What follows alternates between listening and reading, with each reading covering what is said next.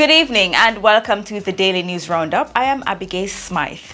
Coming up in today's newscast, 4 shot, 2 fatally in flankers St. James. Quick action by the police thwarts attempted murder in Spanish Town.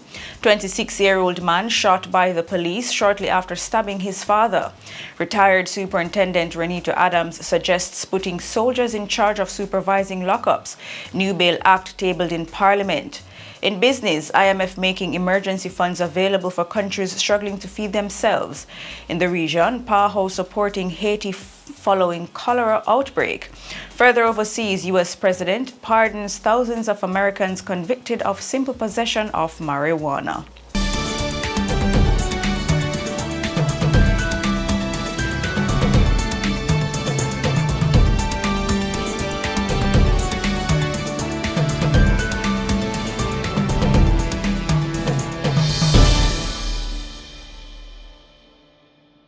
A quick response from the police thwarted a murder attempt at the Friendship Primary School in Spanish Town, St. Catherine on Thursday.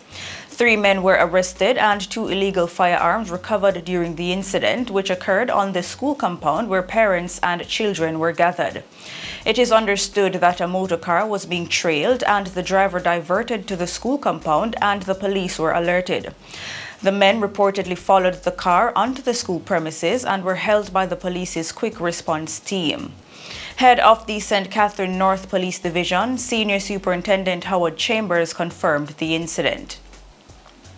Meanwhile, head of the crime portfolio, Deputy Superintendent of Police Fitz Bailey said, quote, "The action of the police was to avert the murder of a male who was marked for death by men aligned to the Tesha Miller faction of the Klansman gang," end quote. The police said one of the men arrested was charged 2 to 3 years ago in Clarendon in relation to a double murder and was out on bail.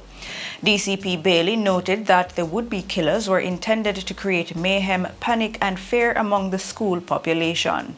The investigation is ongoing. 2 men are dead and 2 others left nursing gunshot wounds following a gun attack in Flanker St. James Thursday night. The deceased have been identified as 34-year-old laborer Bobby Campbell and 18-year-old Omar Warren, both of a Kodak Lane address in Flanker. Reports are that about 9:30 p.m. the men were at a shop in Kodak Lane when they were ambushed and attacked by armed men. The gunmen escaped in a waiting motor car. The police were summoned and the men were taken to hospital where 2 were pronounced dead and the other 2 admitted in critical condition.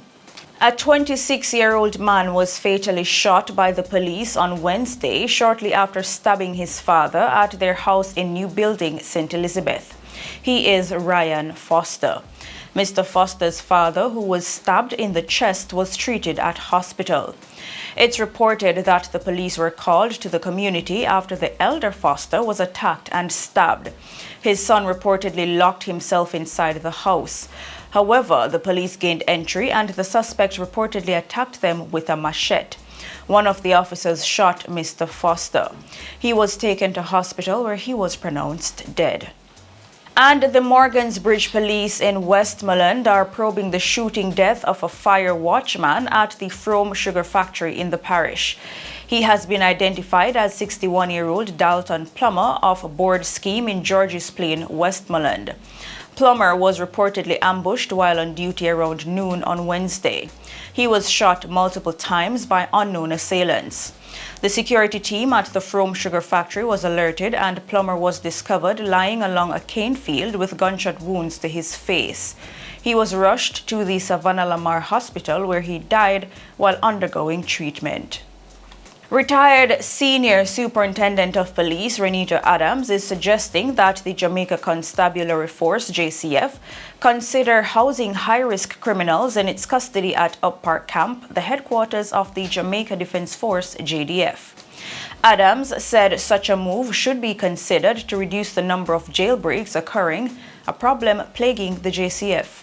Since August last year, more than 10 criminals have escaped from lockup across the island. These include individuals who are facing murders and illegal possession of firearm charges. On Thursday, former St. Catherine most wanted man Rudolph Boxer Shaw reportedly escaped from the Kingston Central Police lockup in downtown Kingston. Shaw, who is facing 2 murder charges, was nabbed in the Cayman Islands in July and deported to Jamaica. Adams said that incidents like these are unacceptable. The retired superintendent said a prisoner escaping a cell is an indication of lack of proper supervision. Adams, who spent more than 40 years in the JCF, contends that this issue was not so commonplace in his tenure. His solution is to put soldiers in charge of supervising those in lockups and to install CCTV systems to monitor them. A joint select committee of Parliament is to be set up to review the new Bail Act, which was tabled in Parliament on Wednesday.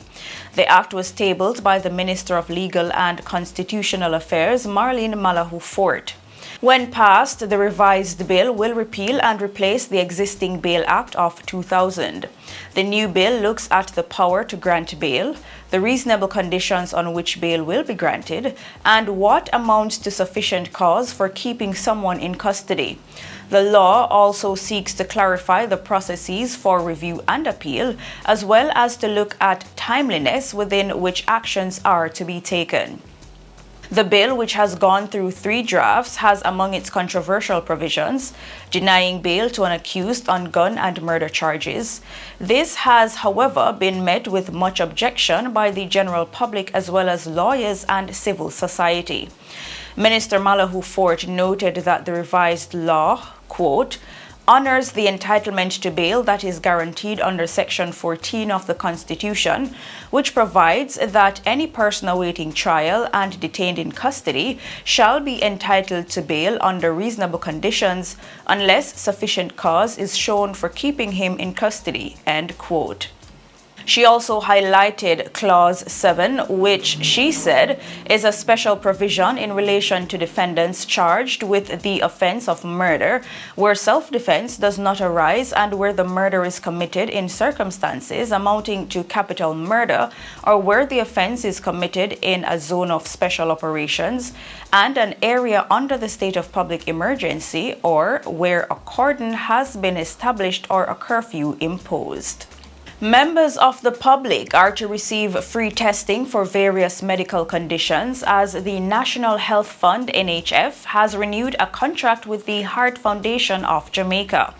The sponsored tests include electrocardiogram (ECG), blood pressure, blood sugar, cholesterol, hemoglobin, body mass index, and vision screening. The $8.2 million contract signed on Wednesday will cover approximately 12,500 screening tests. The screenings will be executed as outreach activities at several locations across the island. A release from the NHF says it has been in partnership with the Heart Foundation of Jamaica for approximately 2 decades in an effort to reduce non-communicable diseases and boost health responsibility. In business, the International Monetary Fund (IMF) is making emergency funds available for countries struggling to feed themselves as the global food crisis escalates. On September 30, the IMF Executive Board approved a new temporary food shock window under its emergency financing instruments, Rapid Credit Facility (RCF), Rapid Financing Instrument (RFI). The IMF pointed out that a combination of climate shocks and the pandemic has disrupted food production and distribution, driving up the cost of feeding people and families. Additionally, Russia's invasion of Ukraine has pushed the price of food and fertilizers even higher and exacerbated the shortages of food supplies, hurting food importers and some exporters alike. For a period of a year, the food shock window will provide a new channel for emergency fund financing to member countries that have urgent balance of payment needs due to acute food insecurity, a sharp increase in their food import bill, or a shock to their cereal exports.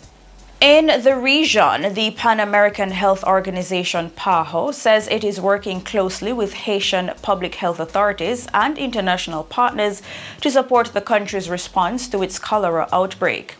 After more than 3 years without any reported cases, Haiti first confirmed 2 cases of cholera earlier this month. In an update on Wednesday, national authorities confirmed 11 cases, including 2 deaths, and a total of 111 cases under investigation in various communes. PAHO said as an initial immediate response, it donated 2 tons of medical supplies and materials for case management and disinfection from its emergency stockpile. PAHO said it has also provided tents to set up 4 cholera treatment centers capable of accommodating 50 patients each.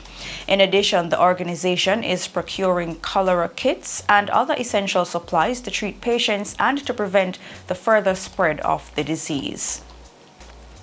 And on the international scene, U.S. President Joe Biden is pardoning thousands of Americans convicted of simple possession of marijuana under federal U.S. law. This as his administration takes a dramatic step towards decriminalizing the drug and addressing charging practices that disproportionately affect people of color. Mr. Biden's move also covers thousands convicted of the crime in the District of Columbia. He is calling for governors to issue similar pardons for those convicted of state marijuana offenses, which reflect the vast majority of marijuana possession cases.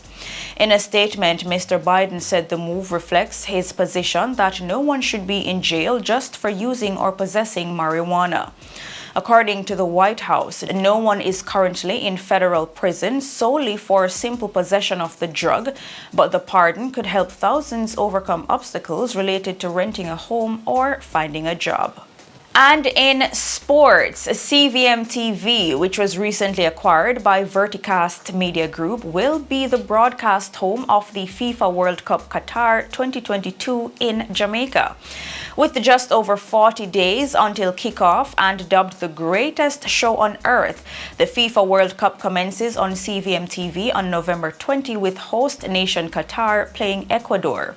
Football fans will be able to enjoy all the matches of the tournament as well as unique football programming on its newly acquired free-to-air channel. The World Cup package will include pre-tournament and primetime feature programming. This is the first time that the FIFA World Cup will be aired on CVM TV in almost a decade. FIFA World Cup Qatar 2022 will go from November 20 to December 18 with 32 teams competing. And that's it for the news roundup for today. I am Abigail Smythe. See you next time. Teach them! Hey, yo, hello! Send the message and make it reach them. It's teach them. Right here, Warlord representing. Thank you for watching. Like the video before you go. Please subscribe if you haven't done so. And remember to share the video with your friends and family. And browse the channel for more quality content. Until next time, walk good, my friends. Teach them!